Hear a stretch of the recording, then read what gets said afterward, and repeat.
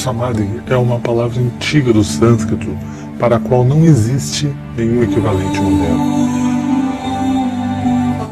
Há um desafio essencial ao fazer um filme sobre Samadhi. Samadhi se refere ao impossível de ser transmitido no nível da mente.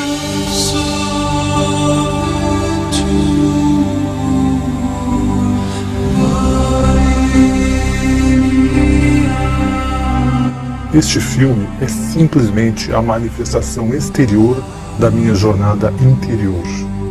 A intenção não é ensinar algo sobre Samadhi ou fornecer informações para sua mente, mas sim inspirar você a descobrir diretamente sua verdadeira natureza.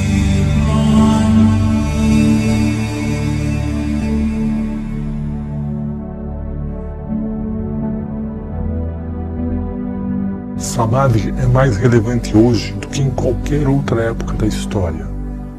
Vivemos um momento em que não somente esquecemos o que é Samadhi, mas esquecemos que nós esquecemos.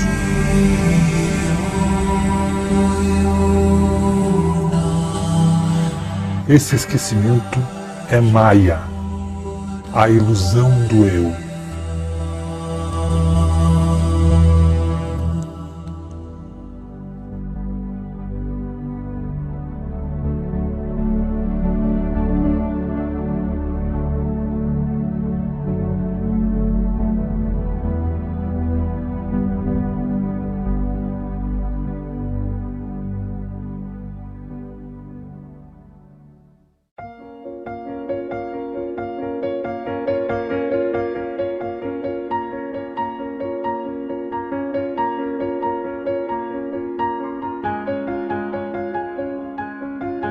Como humanos, a maioria de nós vive imerso em nosso dia a dia, com uma mínima noção de quem somos, do porquê estamos aqui ou para onde vamos.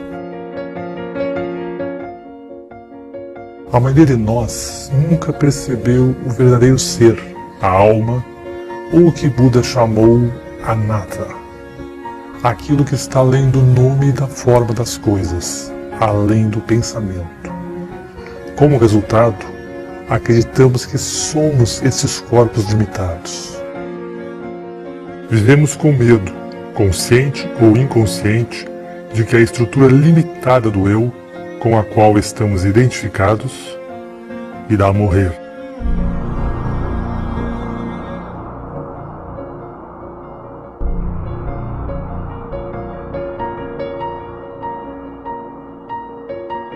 No mundo de hoje, a maioria das pessoas que estão empenhadas em práticas religiosas ou espirituais, como yoga, oração, meditação, cânticos religiosos ou qualquer tipo de ritual, estão praticando técnicas que são condicionadas, o que significa que são apenas parte das construções do ego. O problema não é a busca e a prática dessas atividades.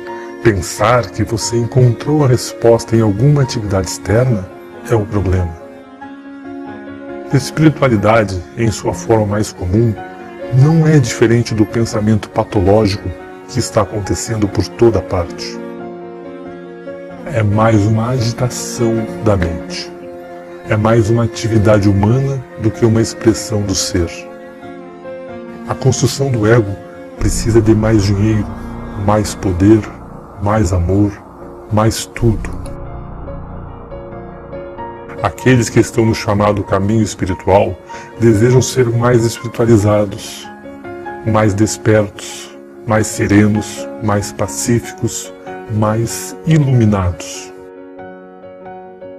O perigo de você assistir este filme é que sua mente vai querer possuir Samadhi. Ainda mais perigoso é que sua mente pode pensar que já possui Samadhi. Sempre que houver um desejo de alcançar algo, você pode ter certeza de que é uma construção do ego. Samadhi não tem a ver com alcançar ou acrescentar qualquer coisa para si mesmo. Vivenciar Samadhi é aprender a morrer antes de morrer. Vida e morte são como Yin e Yang, um contínuo inseparável, incessantemente se desdobrando sem começo nem fim. Quando afastamos a morte, também afastamos a vida. Quando você experimenta diretamente a verdade de quem você é, não há mais medo da vida ou da morte. Nossa sociedade e cultura é quem molda quem somos. Ao mesmo tempo, somos escravos de profundos desejos e aversões, inconscientes e biológicos, que governam nossas escolhas. A construção do ego não é mais do que um impulso de repetir. É simplesmente o caminho que a energia seguiu e a tendência dessa energia de seguir esse caminho novamente, seja positivo ou negativo para nosso organismo.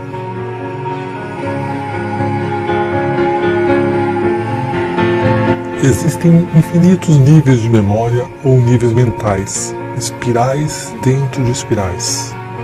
Quando sua consciência se identifica com essas memórias ou construções do ego, você fica preso ao condicionamento social que pode ser chamado matriz.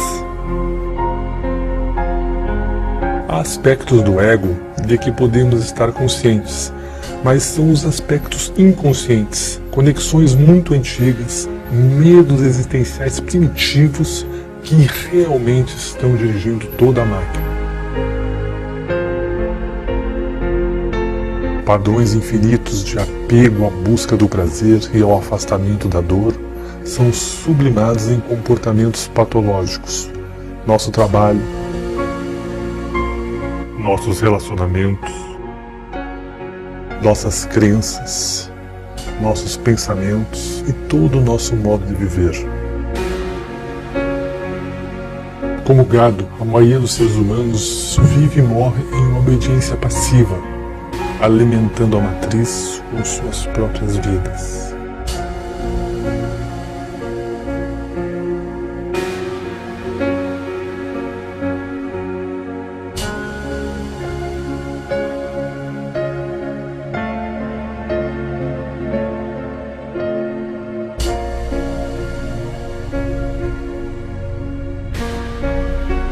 Vivemos presos em padrões limitados. Muitas vezes, vidas cheias de grande sofrimento, e nunca nos ocorre que podemos realmente ser livres.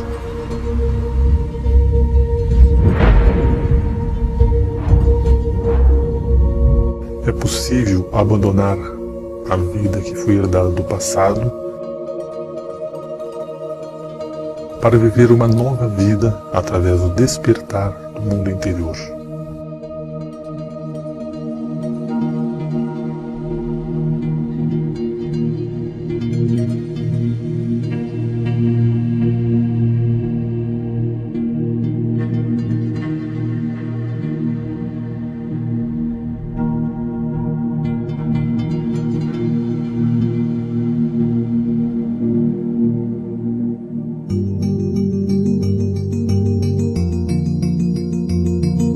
Todos nascem neste mundo com estruturas biológicas condicionadas, mas sem consciência de si mesmo.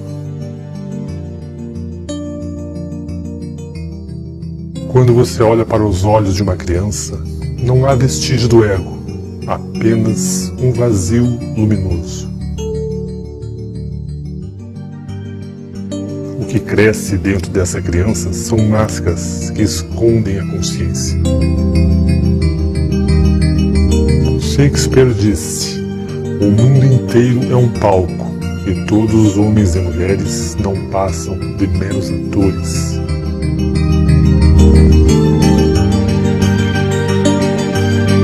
Em um indivíduo desperto, a consciência brilha através da personalidade, através da máscara. Quando você desperta, você não se identifica com seu personagem. Não acredita que você é a máscara que está usando.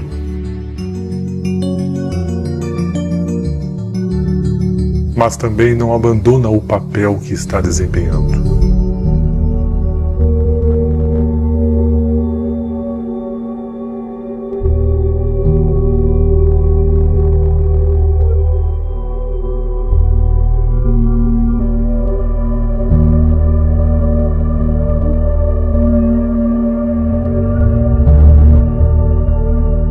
Quando estamos identificados com o nosso personagem, nossa personalidade, isso é Maya, a ilusão do eu. Samadhi é o despertar do sonho do personagem no jogo da vida.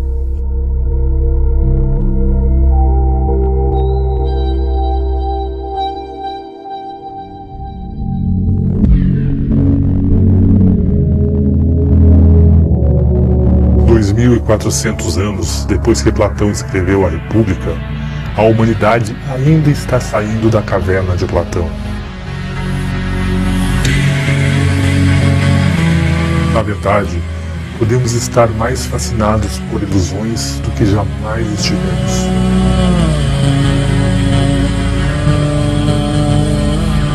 Platão narra um relato de Sócrates sobre um grupo de pessoas que viviam acorrentadas em uma caverna por toda a vida, apenas olhando para uma parede à sua frente. Tudo que podiam ver eram sombras projetadas na parede pelas coisas que passavam diante de um fogo que estavam atrás delas.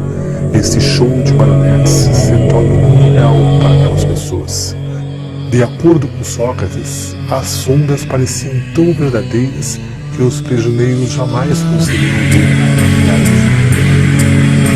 Mesmo depois de terem conhecimento da existência do mundo exterior, eles continuavam a acreditar que as sombras eram tudo o que existia. Mesmo se eles suspeitassem que havia algo mais, não estavam dispostos a deixar aquilo que já conheciam.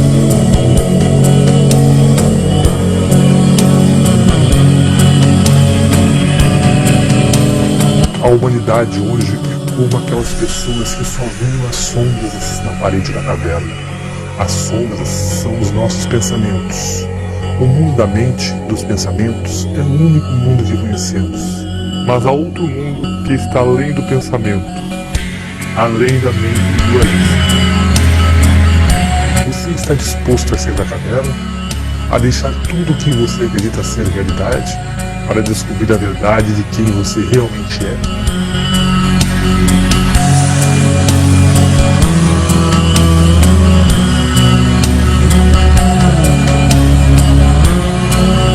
Para vivenciar Samadhi, é necessário desviar a atenção das sombras, dos pensamentos, e olhar na direção da luz. Quando uma pessoa está acostumada somente com a escuridão, então deve, pouco a pouco, ir se acostumando à luz.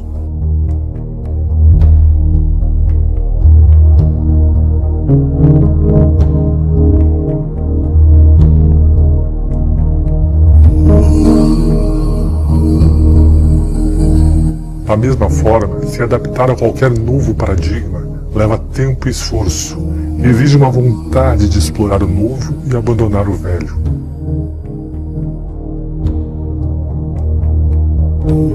Try to come your joy,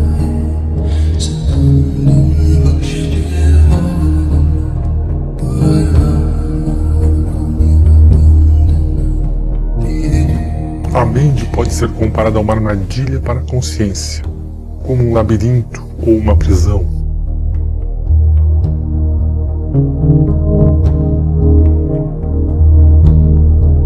Não é você estar em uma prisão, você é a prisão.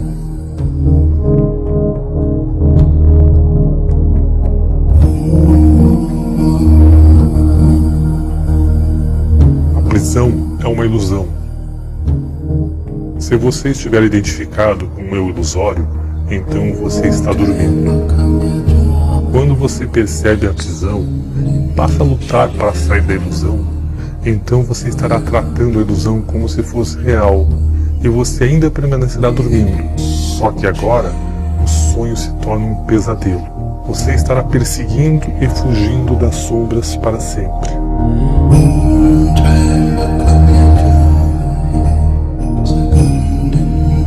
Samadhi é o despertar do sonho da divisão do eu ou da construção egóica. Samadhi é despertar da identificação com a prisão que chamamos eu.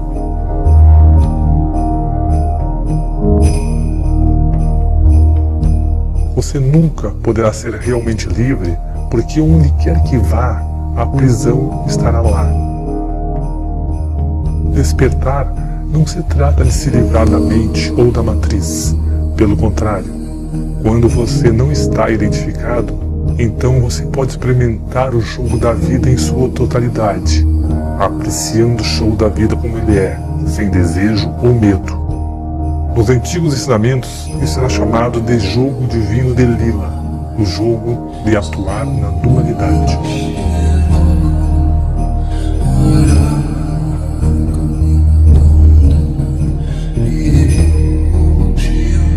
A consciência humana é um contínuo. Em um extremo, nós humanos estamos identificados com o eu material. No outro extremo está o Samadhi, o desapego do eu. Cada passo que damos no contínuo em direção a Samadhi traz menos sofrimento. Menos sofrimento não significa que a vida está livre da dor. Samadhi está além da dualidade de dor e prazer. O que significa é que há menos mente, menos eu criando resistência a tudo que se revela. E essa resistência é o que cria sofrimento.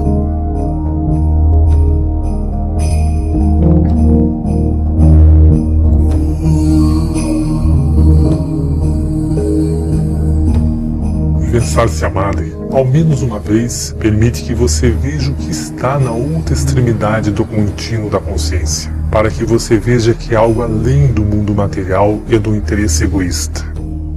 Quando há uma interrupção real da ação da estrutura do eu em Samadhi, então não há pensamento egóico, nenhum eu, nenhuma dualidade, mas ainda existirá o eu sou, ou Anatta.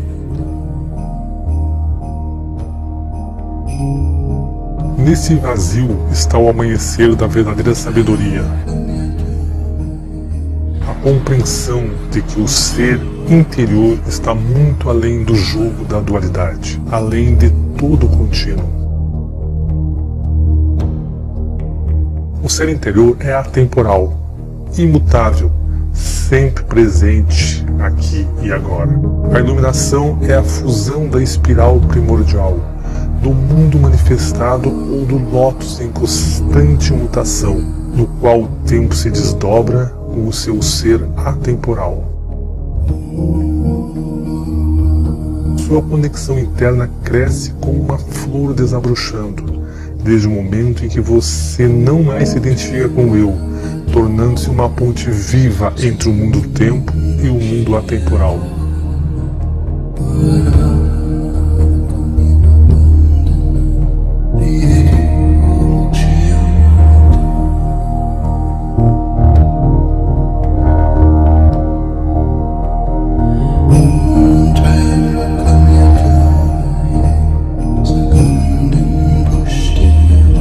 A percepção do ser interior é apenas o começo do caminho. A maioria das pessoas terá que experimentar e perder Samadhi inúmeras vezes na meditação antes que sejam capazes de incorporar essa nova realidade em outras facetas da vida. Não é incomum ter profundas percepções sobre a natureza do seu ser durante a meditação ou autoinvestigação, apenas para se ver novamente caído de volta em velhos padrões, esquecendo a verdade de quem você é.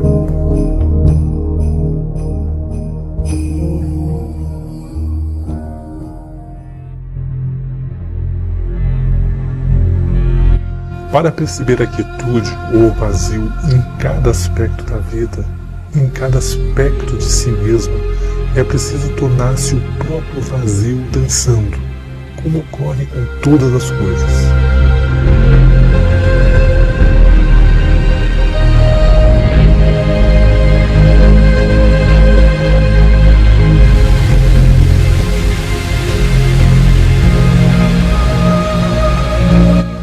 Quietude não é algo separado do movimento, não é algo oposto ao movimento. Ao vivenciar Samadhi, você percebe a quietude como sendo idêntica ao movimento. A forma é idêntica ao vazio. Isso não tem sentido para a mente, porque a mente é a porta de entrada para a dualidade.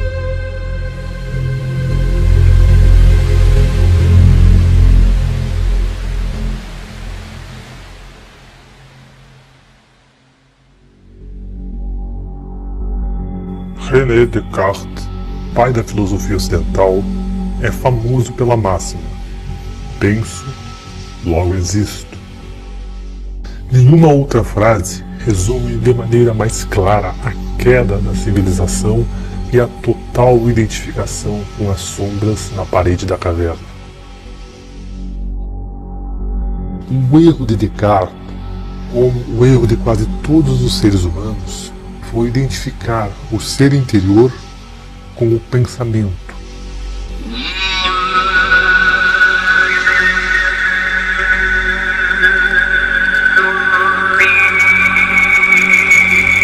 No início de seu mais famoso tratado, Descartes escreveu que quase tudo pode ser posto em dúvida. Ele acreditava que poderia duvidar dos sentidos e até mesmo dos pensamentos.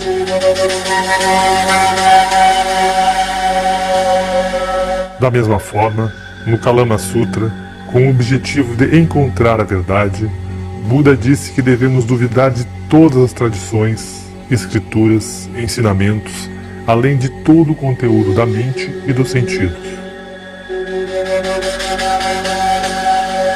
As ideias de Descartes e de Buda iniciam com total ceticismo, mas a diferença é que Descartes parou de questionar no nível do pensamento, enquanto Buda foi além dos níveis mais profundos da mente. Talvez, se Descartes fosse além da mente racional, ele tivesse percebido sua verdadeira natureza, e a consciência ocidental seria muito diferente nos dias de hoje. Em vez disso, Descartes escreveu a possibilidade da existência de um demônio maligno que poderia estar nos mantendo sob um véu de ilusão. Descartes não reconheceu esse demônio pelo que ele realmente era.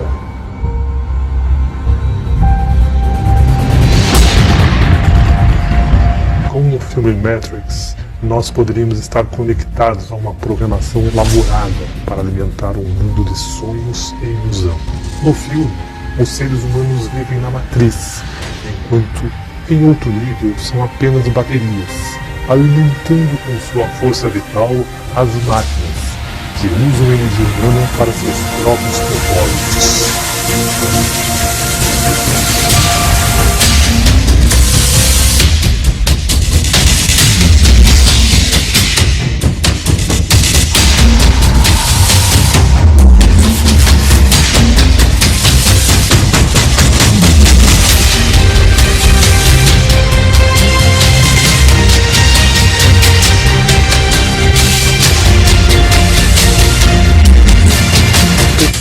Querem culpar algo fora de si mesmos pelo estado do mundo ou por sua própria infelicidade. Quer seja uma pessoa, um grupo ou país em particular, uma religião ou algum tipo Illuminati de controle, como o demônio de Descartes ou as máquinas sem ciência no filme Matrix. Ironicamente, o demônio de Descartes imaginava era exatamente como ele definia a si próprio. Quando você vivencia essa análise, fica claro que há um controlador, há uma máquina, um diabo dominando sua vida dia após dia. A máquina é você.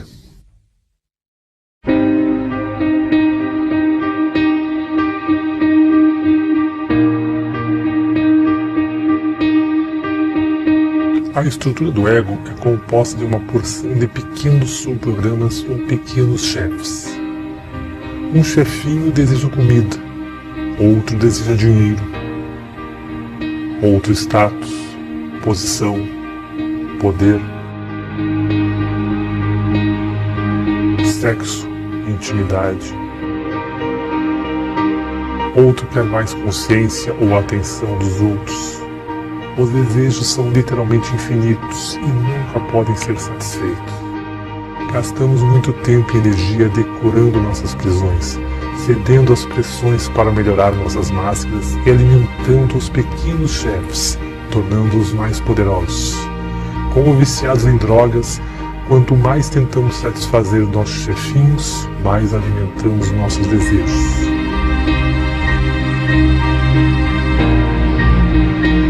O caminho para a liberdade não se constrói pelo desenvolvimento do ego ou por alguma forma de satisfazer os propósitos do eu, mas sim pelo abandono total dos propósitos do eu. Algumas pessoas têm medo de que o despertar de sua verdadeira natureza seria o mesmo que perder a individualidade e o prazer de viver. Mas a verdade é exatamente o oposto.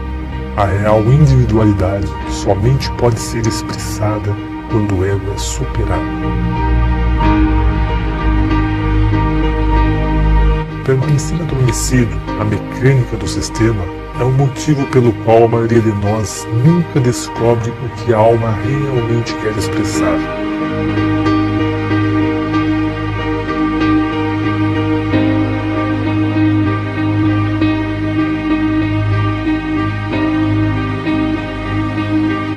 O caminho para a Samadhi passa pela meditação, que permite observar o eu condicionado, aquilo que muda, e também perceber o próprio ser, aquilo que não muda.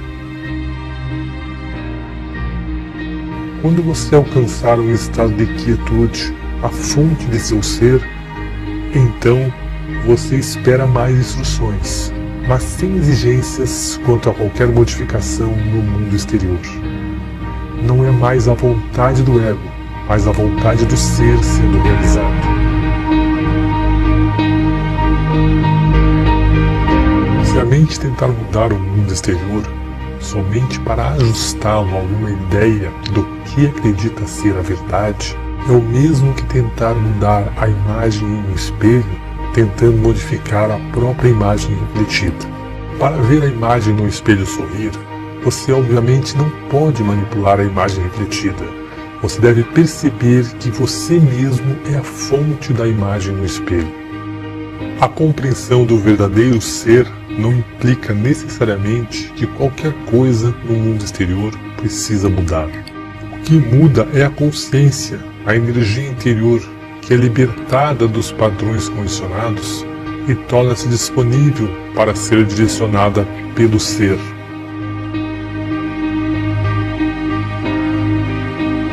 Você somente poderá tornar-se consciente dos propósitos do ser quando for capaz de observar o ego condicionado e se desapegar de seus infinitos desejos.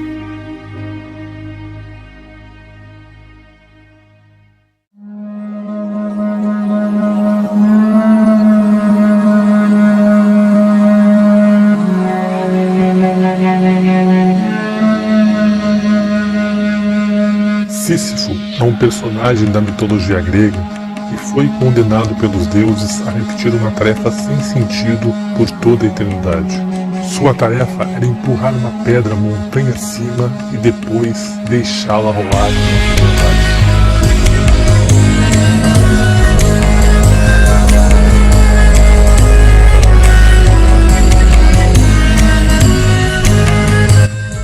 existencialista francês e vencedor do Prêmio Nobel de Literatura, Albert Camus, usou a realidade de Sísifo como uma metáfora para a humanidade.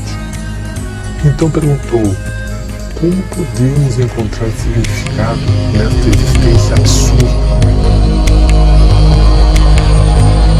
Os seres humanos trabalham duro, sem parar, construindo um amanhã que nunca chega. E finalmente, morremos.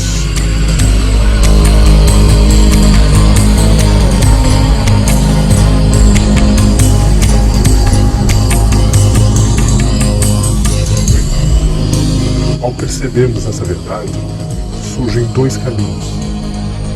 Nos identificamos com nossos egos e enlouquecemos, ou despertamos e nos tornamos livres.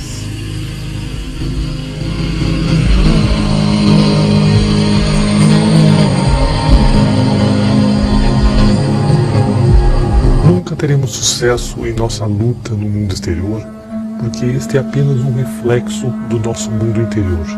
O absurdo da situação torna-se claro quando há um completo e absoluto fracasso do ego tentando despertar através de suas buscas inúteis.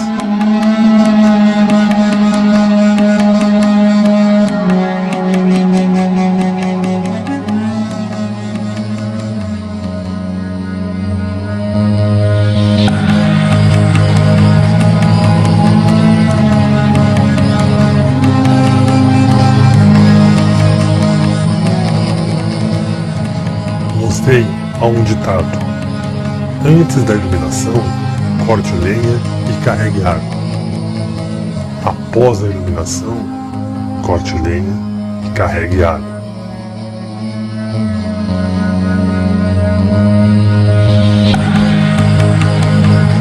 Antes da iluminação, é preciso rolar a bola até o topo da montanha. Após a iluminação, também é preciso rolar a bola até o topo da montanha. O que mudou? A resistência interior à realidade. A luta foi abandonada, ou melhor, o ego que luta foi percebido como ilusório. A vontade individual, ou a mente individual, e a vontade divina, ou a mente superior, estão alinhadas.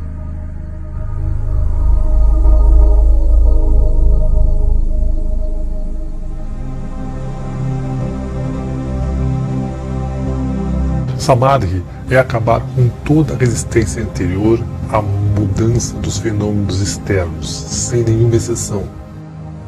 Aquele que é capaz de manter a paz interior, independente das circunstâncias, atingiu o verdadeiro Samadhi. Você abandona a resistência não porque aceita passivamente uma coisa ou outra, mas para que sua liberdade interior não dependa de eventos exteriores. É importante salientar que quando aceitamos a realidade como ela é, não significa necessariamente que paramos de agir no mundo ou nos tornamos pacifistas. Na verdade, o que ocorre é exatamente o contrário. Quando somos livres para agir sem a influência de motivos inconscientes, então é possível agir em alinhamento com o tal, com toda a força de nossa energia interior.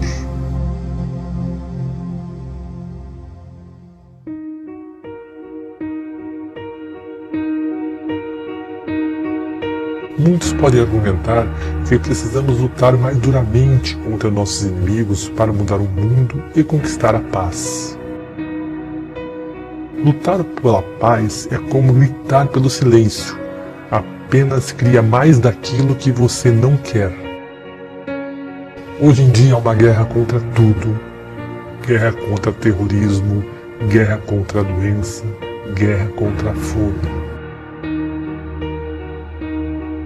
Toda guerra é, na verdade, uma guerra contra nós mesmos.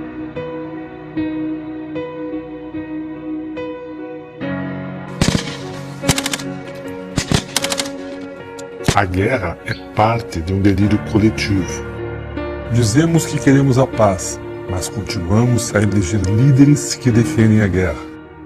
Mentimos a nós mesmos, dizendo que defendemos os direitos humanos, mas continuamos a comprar produtos feitos com trabalho escravo. Dizemos que queremos ar puro, mas continuamos a poluir. Queremos que a ciência nos cure do câncer, mas não mudamos nossos hábitos autodestrutivos e que nos tornam mais suscetíveis a doenças. Nos iludimos pensando que estamos promovendo uma vida melhor. Não queremos ver nossas partes ocultas que estão tolerando o sofrimento e a morte.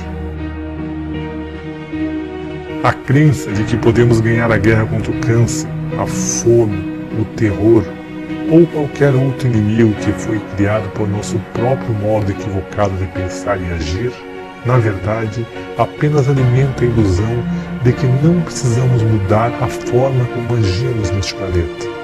O mundo interior é onde a revolução deve começar. Somente quando pudermos sentir a espiral da vida em nosso interior é que o mundo exterior entrará em alinhamento com o tal. Enquanto isso não acontece, qualquer coisa que façamos apenas contribuirá para o caos já criado pela mente. A guerra e a paz surgem juntas em uma dança sem fim, formando um contínuo. Uma não pode existir sem a outra. Assim como a luz não pode existir sem escuridão, e o que está acima não pode existir sem o que está abaixo. O mundo parece querer luz sem escuridão, plenitude sem vazio, felicidade sem tristeza.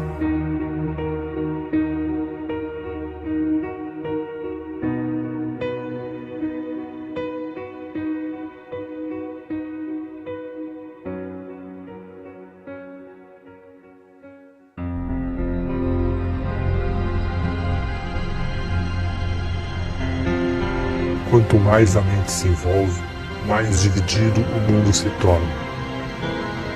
Cada solução criada pela mente egóica é impulsionada pela ideia de que há um problema, mas a solução se torna um problema ainda maior do que aquilo que estava tentando resolver. O que você resiste, persiste.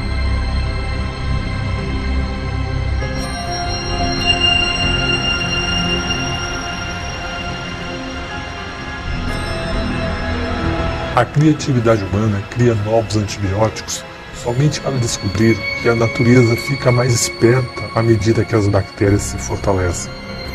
Apesar dos nossos melhores esforços na direção do progresso, a quantidade de pessoas com câncer está aumentando, a fome no mundo cresce continuamente e o número de ataques terroristas em todo o mundo continua crescendo.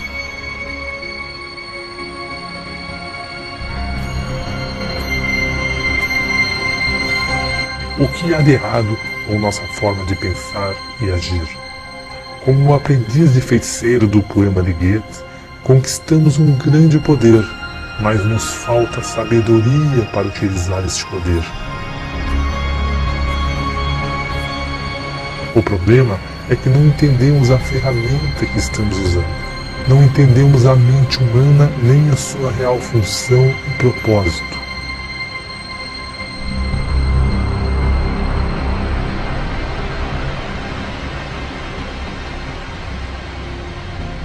A crise nasce do nosso modo de pensar condicionado e limitado, da maneira como sentimos e experimentamos a vida.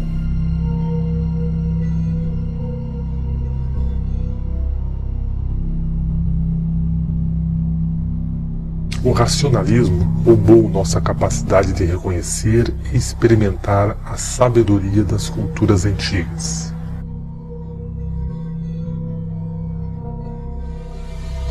O pensamento egóico nos roubou a capacidade de sentir a profunda sacralidade da vida e também de perceber níveis completamente diferentes de consciência, que agora estão quase perdidos para toda a humanidade.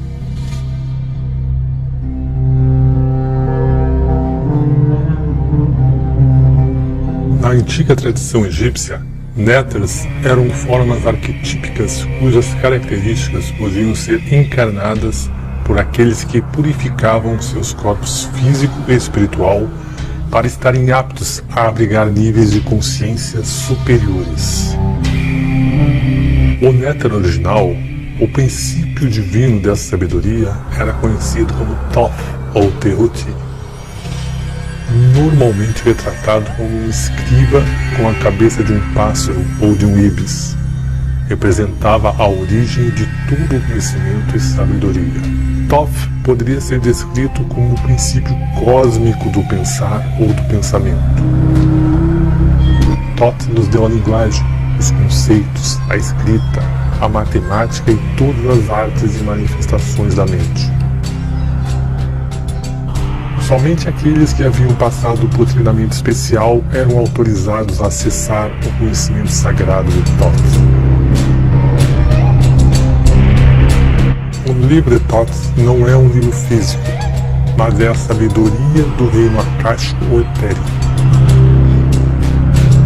A lenda conta que o conhecimento de Thoth estava profundamente escondido em um lugar secreto dentro de cada ser humano e estava protegido por uma serpente dourada.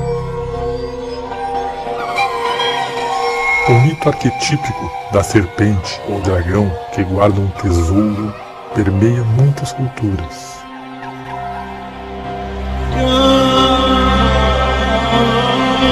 E tem sido chamado por nomes como Kundalini Shakti, Ki, Espírito Santo ou energia interior. A serpente dourada é a construção egóica que está ligada na energia interior, e até que ela seja dominada e superada, a alma nunca será capaz de alcançar a verdadeira sabedoria. Foi dito que o livro de Thoth apenas trouxe sofrimento a qualquer indivíduo que o leu, mesmo que encontrasse os segredos dos deuses e tudo o que está escrito nas estrelas.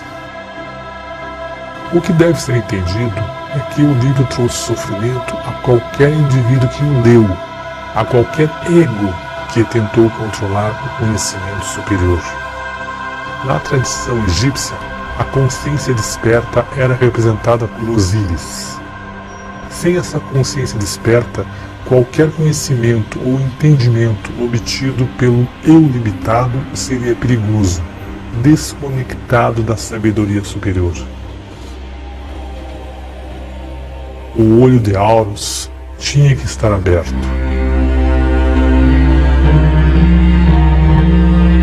O conhecimento esotérico é semelhante à conhecida história bíblica da queda no Jardim do Éden. O livro de Thoth é comparável ao livro do conhecimento do bem e do mal, cujo fruto Adão e Eva foram tentados a comer.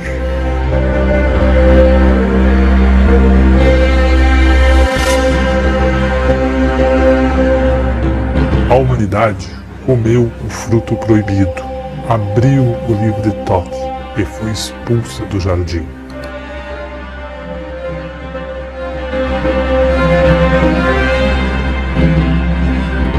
A serpente é uma metáfora para a espiral primordial que se estende do microcosmo ao macrocosmo. Neste momento, a serpente é o próprio ego vivendo em você. É a própria mente egóica se expressando no mundo que construímos. Nunca tivemos acesso a tanto conhecimento. O conhecimento humano tem penetrado profundamente no mundo material, até mesmo encontrando a camada partícula de Deus. Porém, nunca fomos mais limitados e mais ignorantes de quem somos. Não sabemos como viver e não compreendemos o mecanismo pelo qual criamos sofrimento.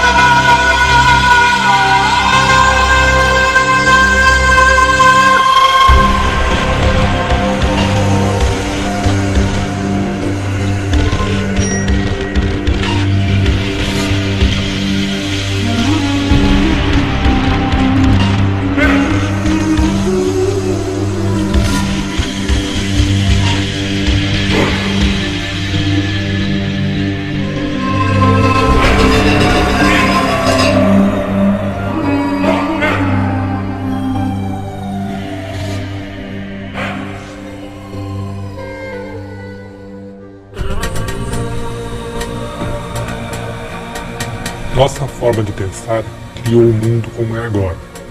Sempre que rotulamos algo como bom ou mal, ou criamos preferências em nossa mente, é devido ao surgimento de estruturas egóicas ou interesses pessoais. A solução não é lutar pela paz ou conquistar a natureza, mas simplesmente reconhecer a verdade. Que a própria existência da estrutura do ego cria dualidade, cria uma divisão entre o eu e o outro, o meu e o seu, homem e natureza, interior e exterior.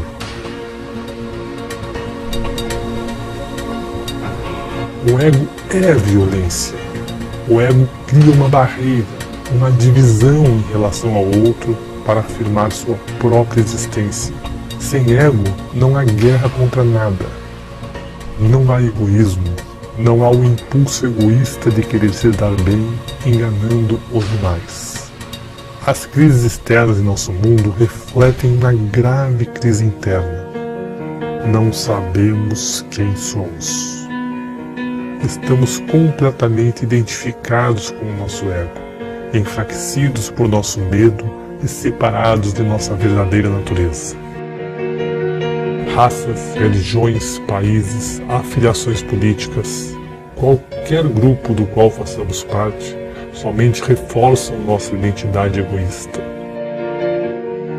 Hoje em dia, quase todo grupo que existe em nosso planeta quer reivindicar sua perspectiva como certa e verdadeira, da mesma forma que fazemos a nível pessoal. Ao afirmar a verdade como sua, um grupo perpetua sua própria existência da mesma forma que um ego se limita e se separa em relação aos outros. Nos dias de hoje, mais do que nunca, diferentes realidades e sistemas de crença polarizados estão coexistindo na Terra. É possível que diferentes pessoas tenham pensamentos e reações emocionais completamente diferentes aos mesmos fenômenos externos. Da mesma forma, Samsara e Nirvana, céu e inferno, são dimensões diferentes representadas em um mesmo mundo. Um evento que pode parecer apocalíptico para uma pessoa pode ser visto como uma bênção para outra. Diante desta realidade, está claro que as circunstâncias externas não devem afetar o seu mundo interior. Vivenciar Samadhi é tornar-se uma roda automotora, tornar-se autônomo, um universo em si mesmo. Sua experiência de vida não se torna dependente das mudanças dos fenômenos externos. Uma analogia pode ser feita com o cubo de Metatron. Metatron é mencionado em vários antigos textos cristãos, islâmicos e judaicos, e é relacionado com o arquétipo egípcio Thoth, como também a Hermes Trismegisto da Grécia. Metatron está intimamente ligado ao tetragramaton. O tetragramaton é o padrão geométrico fundamental, o modelo ou emanação primordial da realidade física, que tem sido chamado de Palavra de Deus ou Logos. Aqui vemos uma representação bidimensional da figura, mas se você olhar com atenção, poderá ver um cubo em 3D. Quando você vê o cubo, nada mudou na figura, mas sua mente adicionou uma nova dimensão ao que você está vendo. Perceber diferentes dimensões é simplesmente uma questão de habituar-se a uma nova maneira de perceber o mundo. Ao vivenciar Samadhi, não nos limitamos a um só ponto de vista, nos tornamos livres para criar novas perspectivas, porque não há um eu apegado a um determinado ponto de vista.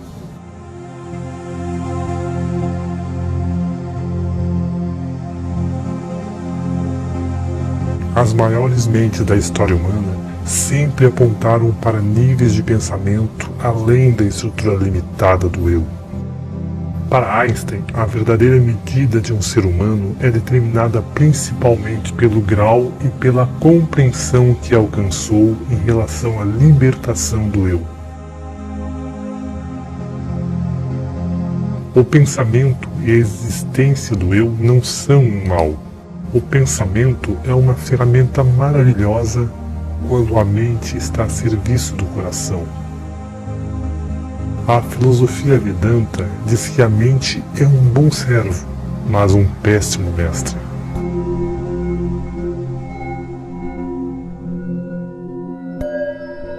O ego está sempre filtrando a realidade através da linguagem e dos rótulos, e constantemente julgando, sempre preferindo uma coisa a outra. Se a mente e os sentidos forem os seus mestres, então criarão um sofrimento sem fim, sempre desejando ou rejeitando, nos mantendo presos no mundo do pensamento. Se você quiser vivenciar Samadhi, não julgue seus pensamentos como bons ou maus, mas descubra quem você é além dos pensamentos, além dos sentidos. Quando todos os rótulos são descartados, então é possível ver as coisas como elas realmente são. No momento em que é dito a uma criança o que é um pássaro, se ela guardar apenas o conceito que foi dito, então nunca mais verá um pássaro novamente. No futuro, a criança verá apenas seu pensamento.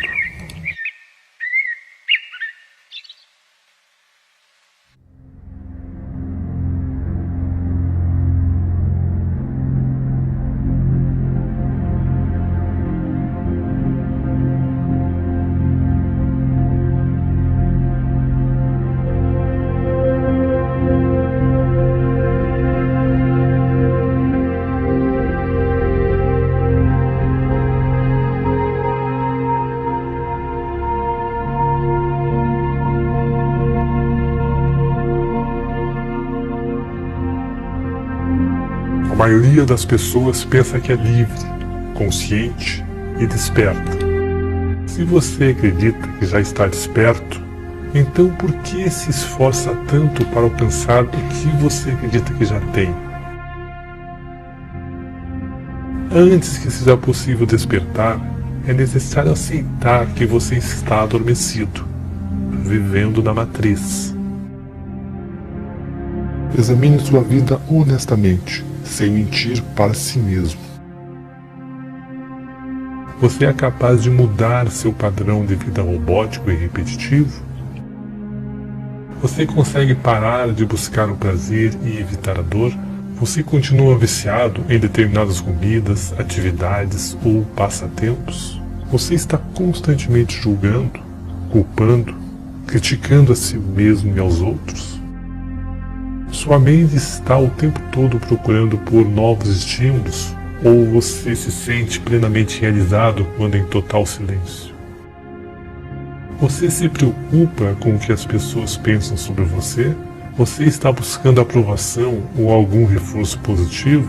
Você tem sofrido com a autossabotagem em sua vida?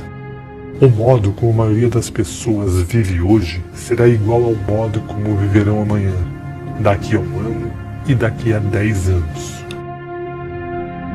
Quando você começa a observar sua natureza robotizada, você se torna mais esperto. Você começa a reconhecer a profundidade do problema. Reconhecer que você está completamente adormecido, perdido em um sonho. Como os habitantes da caverna de Platão, muitos do que ouvem esta verdade não estarão dispostos ou não serão capazes de mudar suas vidas, simplesmente porque estão apegados ao seu modo de viver e pensar. Nos empenhamos em justificar nosso modo de viver e pensar, preferindo enterrar a cabeça na areia ao invés de encarar a verdade. Queremos nossos salvadores, mas não estamos dispostos a subir na cruz. O que você está disposto a fazer para ser livre? É preciso perceber que se você mudar seu mundo interior, você deverá estar preparado para mudar a vida exterior. Seu antigo modo de ser e sua antiga identidade deve se tornar o solo seco do qual uma nova vida surgirá. O primeiro passo para o despertar é perceber que estamos identificados com a matriz e com as máscaras criadas em nossa mente. Algo dentro de nós deve ouvir esta verdade e despertar deste profundo sono. Há uma parte de você, algo atemporal, que sempre conheceu a verdade.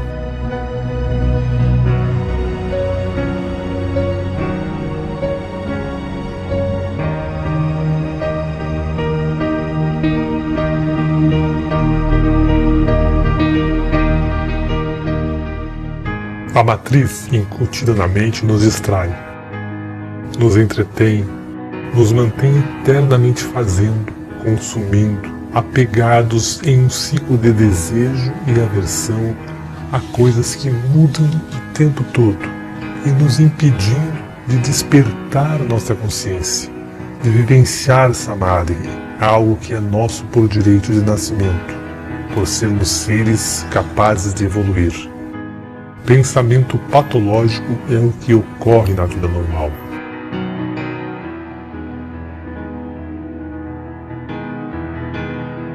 Sua essência divina tornou-se escravizada, identificada com a estrutura limitada do eu. A grande sabedoria, a verdade de quem você é, está enterrada profundamente em seu ser.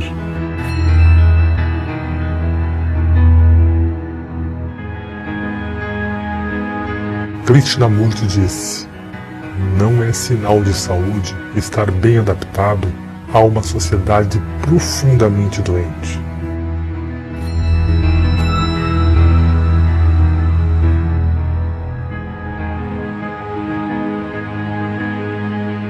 Identificação com a mente egóica é a doença. Samadhi é a cura.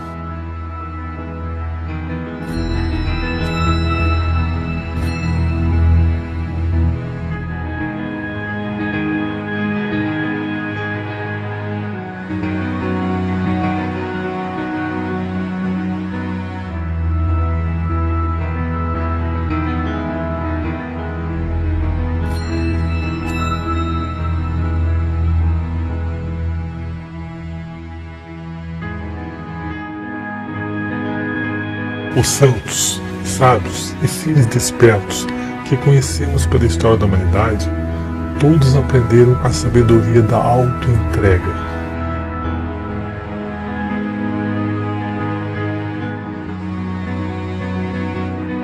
Como é possível perceber o verdadeiro ser?